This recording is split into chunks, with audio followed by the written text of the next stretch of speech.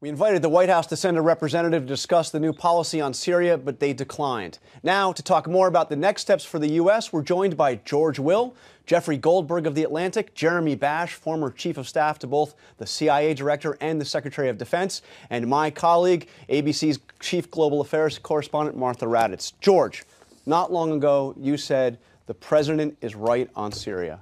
Now what? Now he's wrong. Two axioms from two great military leaders. Napoleon said, if you start to take Vienna, take Vienna. That is, don't be tentative, whatever else you do. And don't be tardy. General MacArthur said, every military debacle can be explained by two words: too late.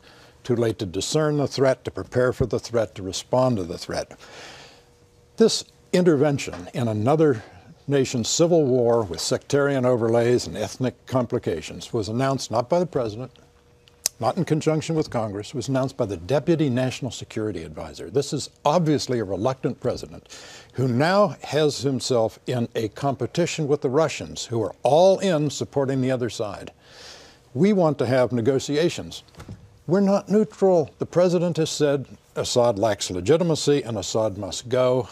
So the negotiations are to negotiate Assad's departure from power. I don't think he's interested. Okay, you're saying the president's wrong because you didn't think we should get in there. Jeffrey, you've been for a long time saying that the administration, that the U.S. needs to get involved, needs to arm the rebels and do more. Now? Well, I agree with George. This is the worst of all possible worlds. This is dipping a toe in. This is signaling that we're in, but we're not really in. No one believes, including the president, I believe, no one believes that these small arms are going to change the balance of this war. I don't think Hezbollah, I don't think the Iranians are sitting there going, oh, look, the Americans are sending 8 trucks of small weapons to the rebels. We better give up. So what I'm saying is either be in or be out, but don't play around in this. I think that we're going to find that we might be on a slippery slope, and I happen to agree that it might be too late. We're now in a position to intervene in what has become a Hezbollah-Al-Qaeda war.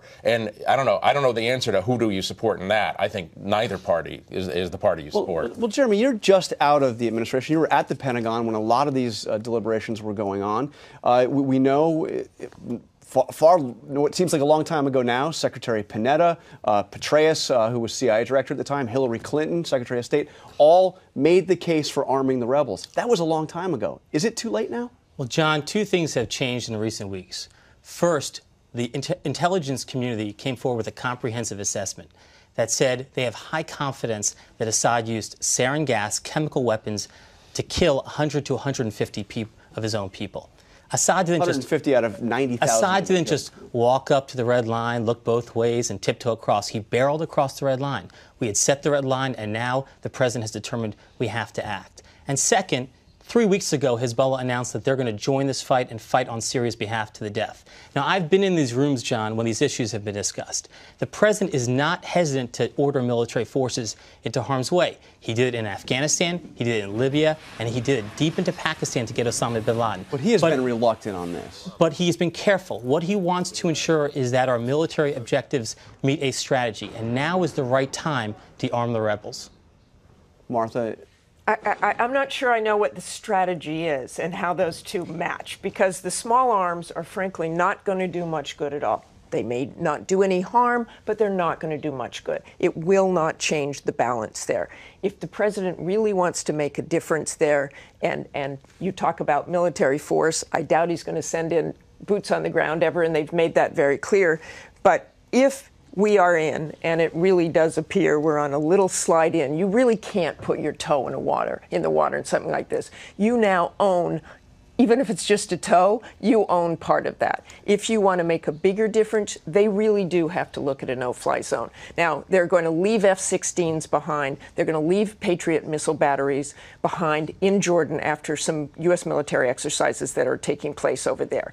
A no-fly zone would be a very big deal. We talk about the number of casualties over there and that very few of them are from airstrikes. But because Assad has air power, because he has the mobility, because he can resupply his troops, because he can move his troops around by air, he has a huge advantage. Will the United States do that next? Will someone else do that next? We don't know, but that would probably be a huge game changer, because if you want a war of attrition and you don't have air power and you don't have protection against air power, you're going to lose. That's going to be a tough sell at the Pentagon, right? Yeah, I mean, the military leadership doesn't. But, John, of course these are imperfect options. Thank you for pointing that out. We understand that. That's why this has been very difficult.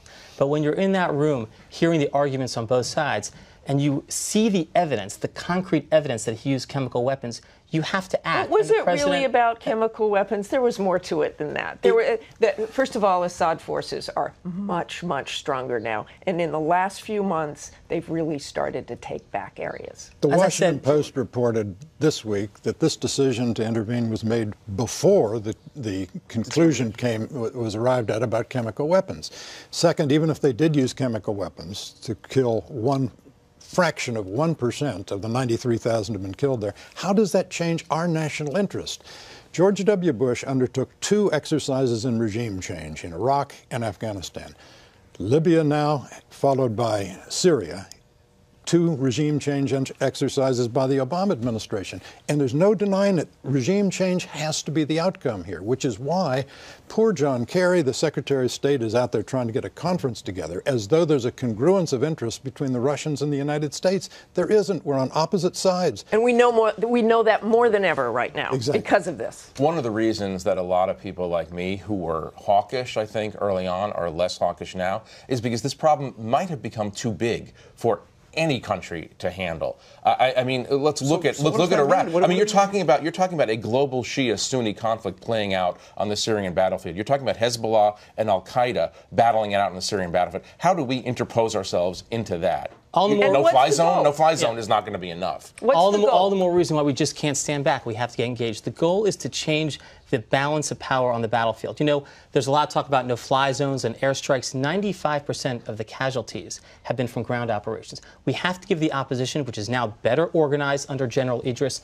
more of a chance to take it to the Assad regime. So heavier weapons? I mean, do you give them heavier weapons? Because you're not going to change the balance. Direct military support. That's the key. And as I understand, these weapons, even these small arms are going to take months together. Hey, we're almost out of time. I've got to ask about, Jeffrey, the elections in Iran. Has this changed the calculus at all? We now have a so-called moderate being elected president? Look, essentially, this is a fake election and a fake democracy. Let's not kid ourselves about what we're dealing with here. These are hand-picked candidates by the supreme leader who are running for president. That said, this guy is a smoother operator. He does seem more moderate in his economic approach. He does seem less confrontational. But remember, the leader of Iran is the supreme leader. I mean, they call him supreme leader for a reason. It's a nice title, right?